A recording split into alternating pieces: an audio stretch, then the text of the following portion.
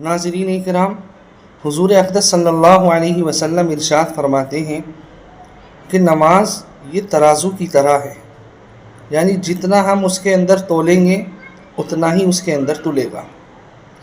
اسی طرح جتنی اچھائی کے ساتھ، جتنا خشوع خضوع کے ساتھ ہم نماز ادا کریں گے، نماز پڑھیں گے، اتنا ہی ثواب ہم کو اس نماز کا حاصل ہوگا۔ اگر ہم نے 3 حصے حضور صلی اللہ علیہ وسلم نے نماز کے بیان کیے ہیں۔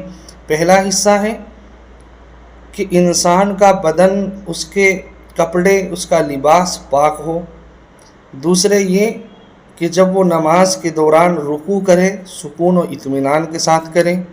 تیسرا یہ کہ جب وہ سجدہ کریں تو پورے سکون و اطمینان کے ساتھ کریں۔ تو یہ 3 چیزیں ہیں جن کے اوپر ثواب منحصر ہیں۔ اگر ہمارا بدن، ہمارا لباس پاک ہے، ہم نے نماز کے اندر رکوع صحیح طرح کیے ہیں، ہم نے نماز کے اندر سجدوں کی ادائیگی صحیح طرح کی ہے، تو ہمیں اس کا ثواب بھی مکمل طریقے سے حاصل ہو جائے گا۔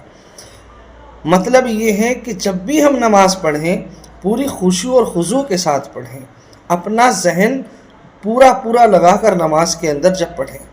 اگر ہم نے رکوع کیا لیکن ہمیں معلوم ہی نہیں ہوا کب میں رکوع ہو گیا، سجدہ کیا ہمیں معلوم ہی نہیں رہا کہ کتنی مرتبہ ہم نے تسبیحات پڑھ لی، یا ہم نے پیشانی صحیح طرح رکھی یا نہیں رکھی، یا ہم نے اپنی ناک کو سجدے میں زمین پر رکھا یا نہیں رکھا، یہ تمام چیزیں اگر ہمارے علم میں نہیں رہی، ہم نے سجدے کو صحیح طرح نہیں کیا، رکوع کو صحیح طرح نہیں کیا، لباس کا، بدن کا اس بات کی فکر نہیں کی کہ ہمارا لباس تو ناپاک نہیں، ہمارا بدن تو ناپاک نہیں، تو اب جیسی ہماری حالت نماز کی ہوگی ایسا ہی ثواب ہم کو حاصل ہوگا۔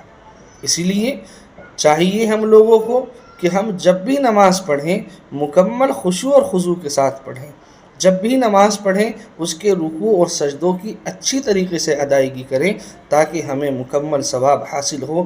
اللہ تبارک و تعالی ہم تمام لوگوں کو خشوع اور خضوع کے ساتھ نماز پڑھنے کی توفیق عطا فرمائے۔ آمین۔